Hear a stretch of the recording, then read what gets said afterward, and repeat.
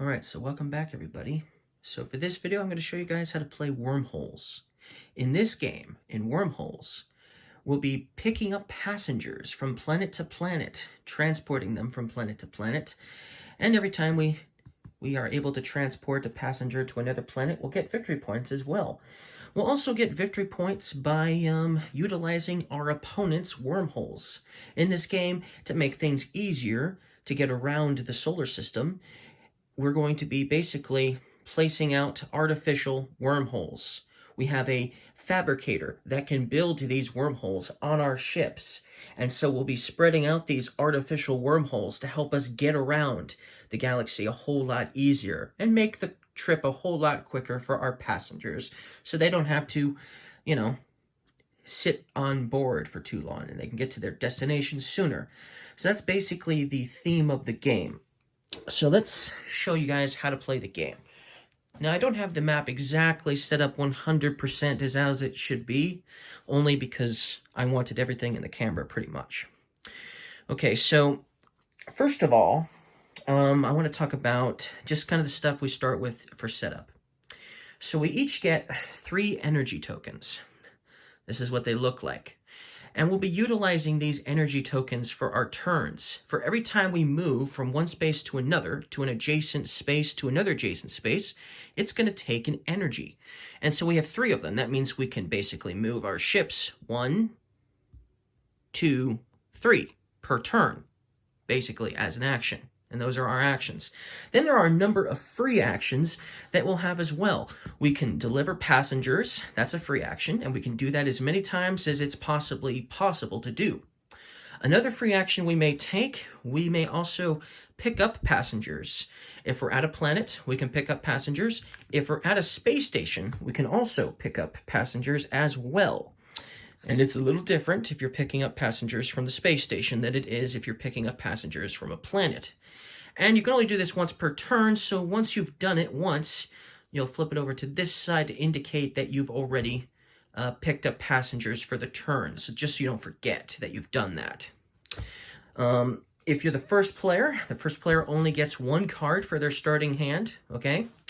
And if you're second player, then you get 2 cards. If you're playing with more than that, you'll eventually have more cards. I think if you're playing a 4 or 5 player game, you're going to have, you're going to get to start with 3 cards, for instance. Now, you can only have 4 cards max anyways, so you can't like stockpile a whole bunch of cards because you can only have 4 cards. But on your turn, the first thing you're going to do on your turn, if this is your first turn, the first thing you'll do, because you don't actually put out your ship right away as part of the setup, but for your first turn, you'll place out 1 starting piece of a wormhole. Now, in order to basically create a wormhole, there has to be an opening or a door on each side. So the first one you put down, and there's 5, they're all numbered by 1 to 5, and there's 2 for each number, because, there's 2 doors, 2 openings. The first one you'd put down is going to be inactive, okay?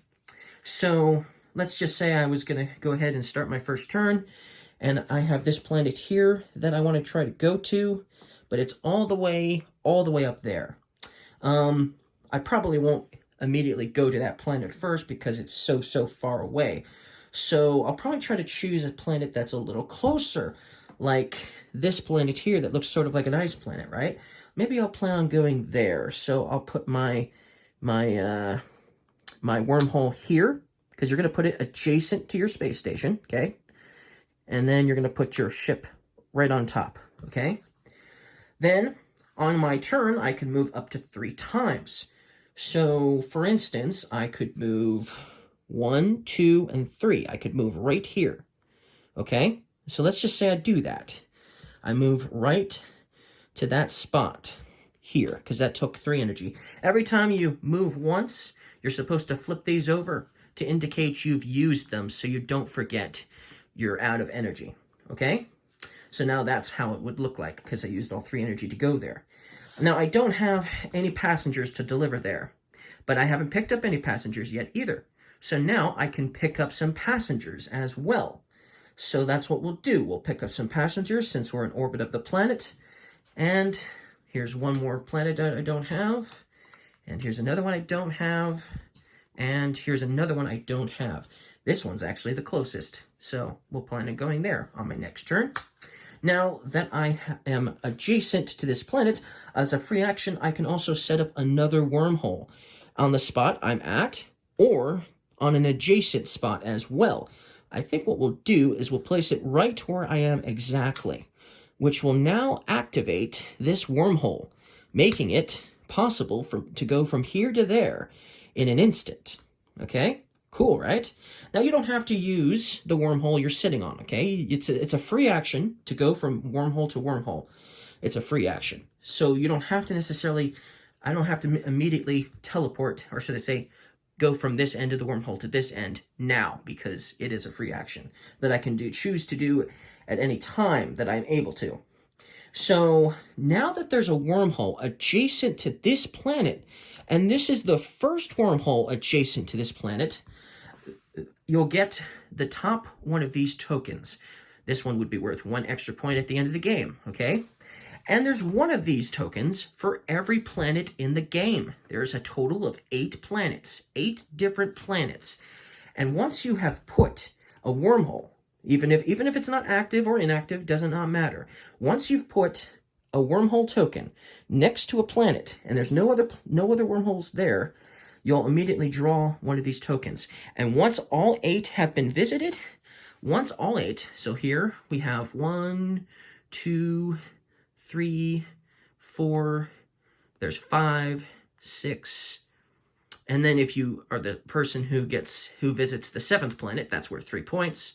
It's worth 3 points for the 8th planet as well. But once all 8 have been visited, then it triggers the end of the game, because there's only 3 more rounds after the fact.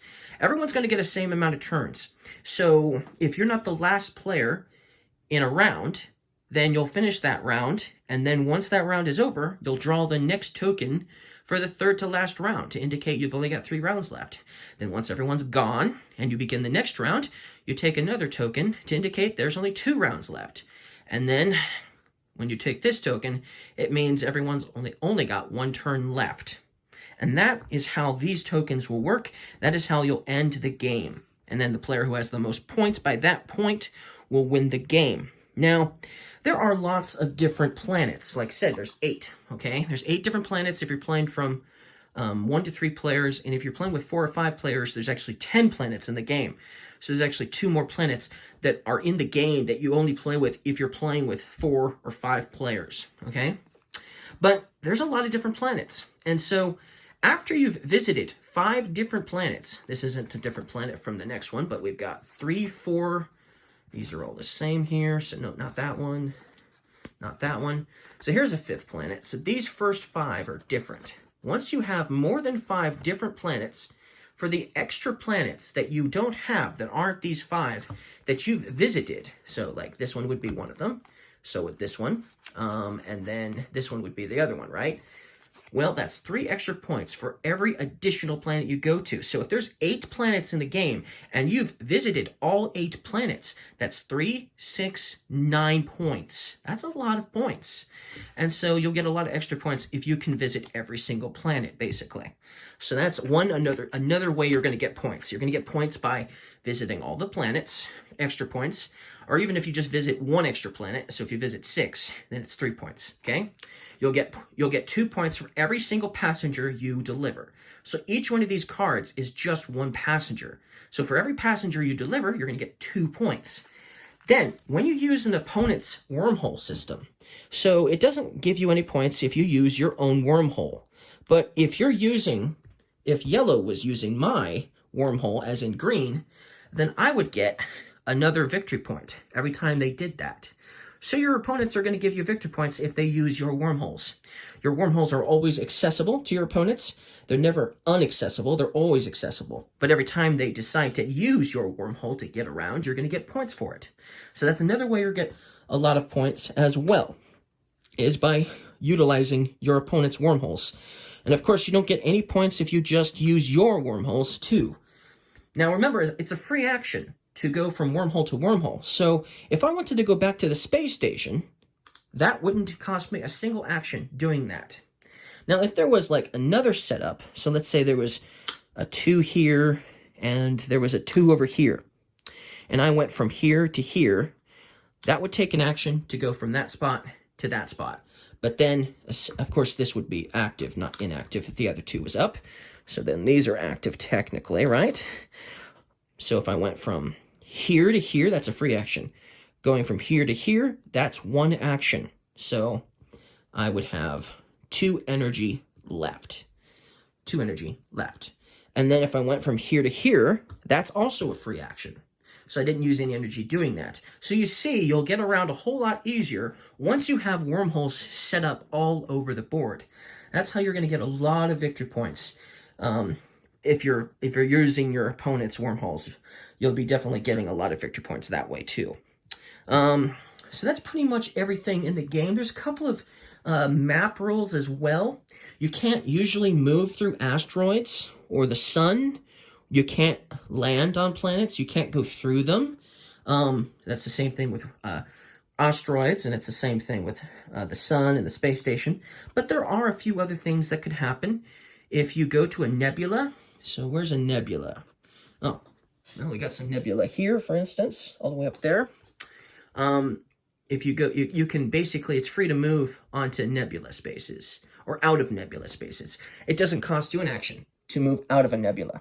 It doesn't cost you an action to go from here to here because this is all one nebula, okay? But it does cost you an energy to go into a nebula, okay? So that's something that you might come across. And this is a basic layout of the game. So if you're playing on the other side, because these tiles are double-sided, there's going to be a lot more nebulas. So even though there's just a little bit of nebula in this game, there's actually a lot more than that. The photon cannon, which is right here, it takes an energy to land on a spot with the photon cannon, which is this space, but then you may move through objects, or obstacles, I should say, in one direction, in as many spaces as you want or can do. So if I was to go and land on here, I could actually go through this planet, and I could go all the way over to here. Okay? That's awesome. From there to there, a photon cannon. Yeah, that's what that ability does if you decide to land on this spot. So you can go through asteroids.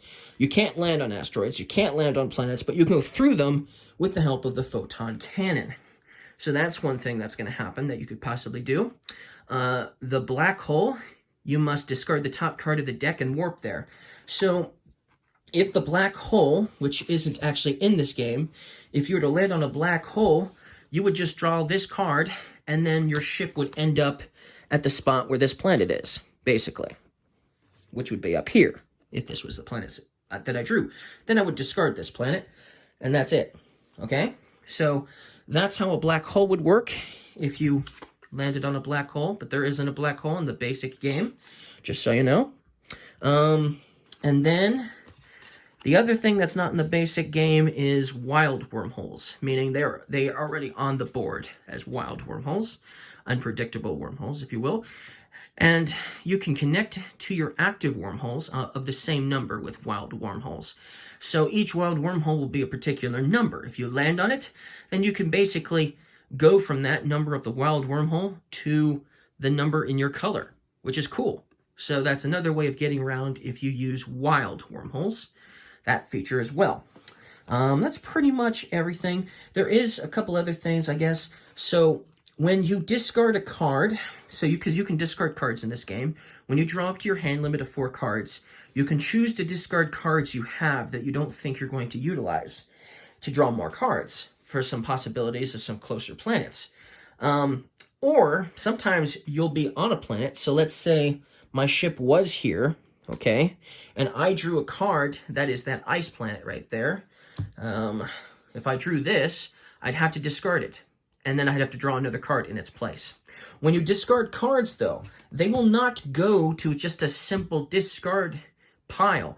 They'll actually go face up to a separate area called the space station docks. And there'll be separate discard piles basically for every planet. So you can see how many of the different planets are in the discard pile. Or should I say space station docks.